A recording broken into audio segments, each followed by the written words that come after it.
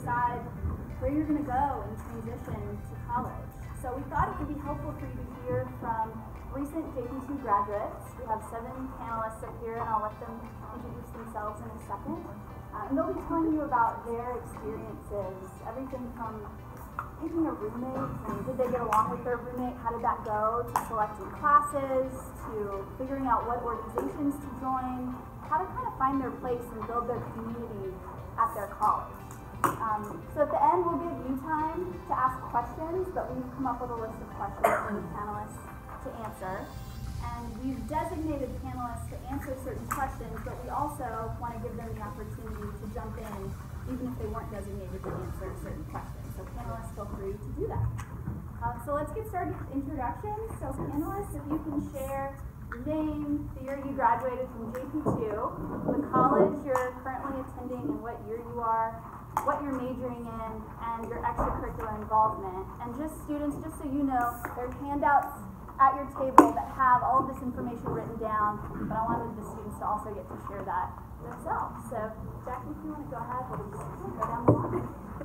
Hi guys, I'm Jackie Ramos, and I graduated from JPII in 2014. So I'm a senior too at Stanford University in California.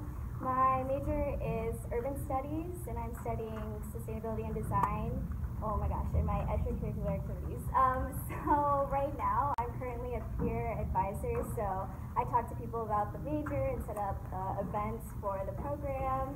But before I was part of the orchestra, I did a couple of dance groups, and I headed a project called the Free Store Project. So if you want to talk about that, I can talk to you later. My name is John Knox. I graduated in 2016. I go to the College of Charleston, majoring in accounting and real estate. I am in Pi Kappa Phi fraternity, and I'm on the lacrosse team. My name's Grace Lascara. I graduated in 2016? Yeah, 2016. I go to Kennesaw State University. It's in Georgia. I play lacrosse there. My major is criminal justice. And lacrosse takes up a lot of my time, so I can't really do a lot of other things. Hi, I'm Grace Wood. I go to the University of Virginia. I graduated JPII in 2015, but I'm actually a second year at the University of Virginia because I took a gap year in between high school and college to do service work in Israel, Palestine, Jordan, Tanzania, Croatia, and Germany. When I'm in college, I volunteer with an elementary school in the area. I'm training to be a volunteer EMT. I'm a part of a sorority, and I'm majoring in public policy. Hello, my name is Malia Lane, class of 2016. I attend UT Knox. I'm a sophomore. I'm majoring in neuroscience and minoring in Africana Studies.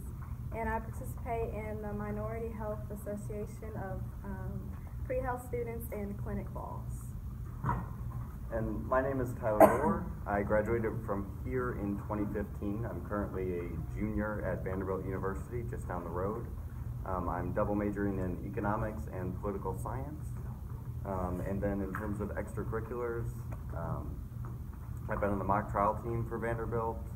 I write for their satirical newspaper, The Slant, and then I also work at the YMCA running the Model United Nations and Youth in Government programs for high school and middle schoolers across the state. The question is for everyone. Can you briefly describe your college search and application process? So what were you looking for in a school, and how did you narrow it down and finally make that decision? I guess I'll talk first. So initially, the beginning of the college process was really overwhelming. I had no idea what I was looking for. I mean, there are all different types of schools that you can go to, small, large, state schools, liberal arts college. So I kind of applied to everything that I could. All of the colleges that waived your fees, all the colleges that I visited, like Fordham, I guess USC. The last 2 colleges that I really narrowed down to, I was thinking of that I wanted to be a doctor, so there's this program in this college in Alabama, and also I was accepted to Stanford, so I was sort of deciding between those 2 colleges, and I really didn't make make my decision until I visited Stanford. So I really encourage people to go to their college and visit and sort of feel it out, talk to a lot of people, go talk to student groups who you think you would be interested in going to. So I really enjoyed sort of the feel of the school. I really liked California, and that was ultimately because I talked to a lot of people and sort of vibed with the people over there, and I realized that I could really explore my interests, and I wasn't super committed to being a doctor at that point. I decided on Stanford, and when was that? Probably in my second semester around March. So I applied to about 9 schools, and about 7 of them I knew I was going to get into, or had a pretty good chance of getting into. And like Jackie, it was all across the board, you know, big cities, small cities, whatever. And at the end of the road, it came down to location. And Charleston, it's a beautiful city. I love it. And I also looked at schools that had lacrosse teams, Greek life, and other things along that nature. And Charleston just kind of fit all the categories, and that's where I'm at now.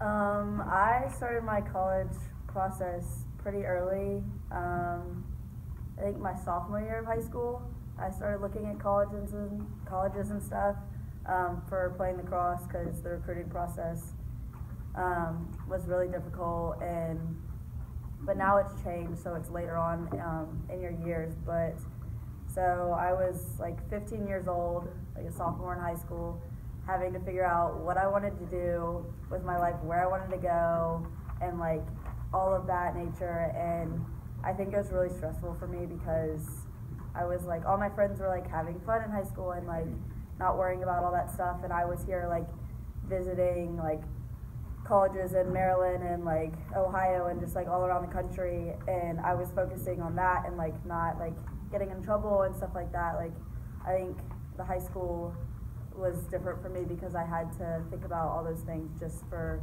lacrosse pretty much. So like if you're doing a sport, college is going to be like very different, and like the process is going to be very difficult, but I think it's really worth it in the end. So it's just, I think everybody has a different experience, and mine was pretty different from everybody else. Mine was also a little bit different. So since I was going to take the gap year in between, I had to apply to all the schools just like you guys. I applied to about 14, I think, again across the board, a bunch of different schools, mainly ones that were on the college app, just so I can get those through. I went and toured all the schools and everything like that. Got a list of about 5 that I liked, and then when I was accepted to the gap year, QVU gap year, I contacted the schools, told them what I was interested in doing, and asked if I could be deferred the admissions for a year. University of Virginia said yes, and I put down my down payment there, and so they're holding my spot for the year. And then I did my gap year, and then while I was on my gap year, I reapplied to some schools just to keep my options open, but realized that Virginia was still top of my list, my favorite, and so I ended up going there a year later. Grace, could you say a little bit more about your gap year experience, just because that? Yeah, so I knew that kind of overall what I wanted to do with my life would be service-oriented, but I didn't really know how to make that happen. So while I was here, I did the internship with the surgeon, and I really thought that I wanted to be, you know, a medical profession, and so I was thinking maybe nursing, and that's what I applied to Virginia as. But then as I was talking to an older girl that had also done QVU gap year, she talked about all the different internships that she had done on that. So then it gave me a chance over the QVU gap year to intern with several different nonprofits across the world. And so then from there, it really gave me a direction to my life about what type of work I wanted to be doing, and I realized the medical profession wasn't for me. So that was kind of why I decided to do the gap year, more to focus on service work and identify what type of service I was looking into doing. My college process was all over the place. I wanted to go out of state, particularly up north in a big city, so I had applied to a private school in Chicago, and then I applied to a big university, University of Maryland outside of DC, and then I applied to UT, which was like my safe school. But ultimately what the big decision was, first of all, college visits are very important because, you know, when you go and visit that college, you feel like a place that feels like home to you, you're comfortable. I feel like that should be your decision. But also, costs were a big factor. So out-of-state tuition was, especially at private schools. Students who ordered a coming home t-shirt should pick them up in the commons area immediately. Do you have more? So similar to a couple of the other people on the panel, my strategy when I was applying to colleges was just to delay making any decisions for as long as possible. And I don't recommend going that route. By the end of it, I'd applied to 17 schools and was like up to my ears in stress and trying to narrow it down and make decisions. It's a tough, stressful decision, but it's a tough, stressful decision whether you make it February or May. So there's no reason to like not start narrowing down your options. The best thing I think you can do to like really feel out where you want to go and what you want to do is, like they said, to visit schools in person and to talk to real students there, not just like the guidance counselors that are helping or the tour guides at the school, but as many of the actual students that go there that can give you kind of a real perspective on what the place is like. Is going to give you a much better feel for like how you're going to fit in there than, you know, just trying to look at college websites and pick from there. This question is for John.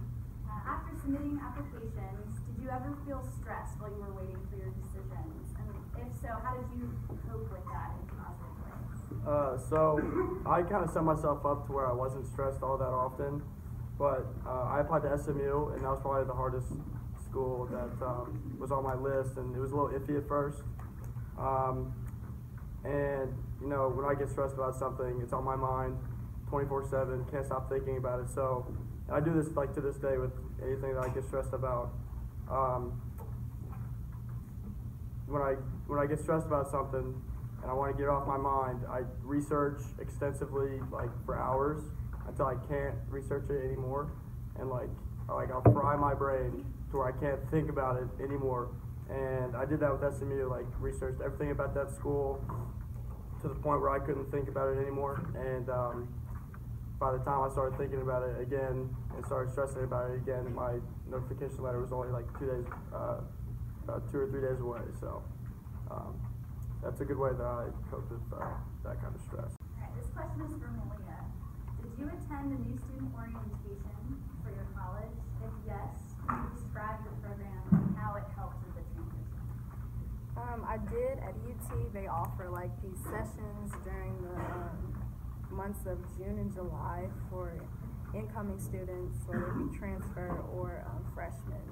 And you stay on campus and you stay in a dorm for maybe 2 or 3 days, and then you have upperclassmen who break you up into different groups, and so you learn about UT, what programs they offer, go around the entire campus, learning where the library is at, or where the clinic is at, or you know where certain residence halls were. So I attended it.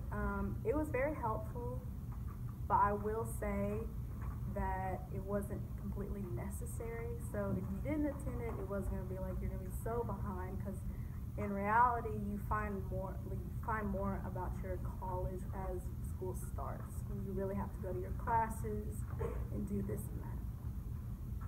Did anyone else have a similar experience or maybe a different experience with their orientation? Yeah, so freshmen at Vanderbilt move in, I think, a week and a half before everyone else, and then they kind of run through the same kind of orientation stuff where it's a lot of ice-breaking activities, tours of the college, you meet people from different departments. And that was something I was sort of dreading because I don't like meet and greets and these really like organized ways to just like get you to network. So like I was a little stressed heading into that. And my plan was just to kind of like see how much of it was optional and spend a lot of time with Netflix and like setting up my room. But my roommate freshman year was very social and wanted me to come to everything with him and drag me along to all these different events. And I'm really glad that I went, just because I met a lot of the people that I've run into later at classes, just like met a lot of professors. Everyone else is in that same boat first week or at an orientation where they don't know really anybody either, and they are just kind of looking to meet people. So even though like it might not be the place where you meet all your lifelong best friends. I think it's a good opportunity, if you have one, to just kind of go and meet people before the stress of like regular school and all your schedule and that sets in. So.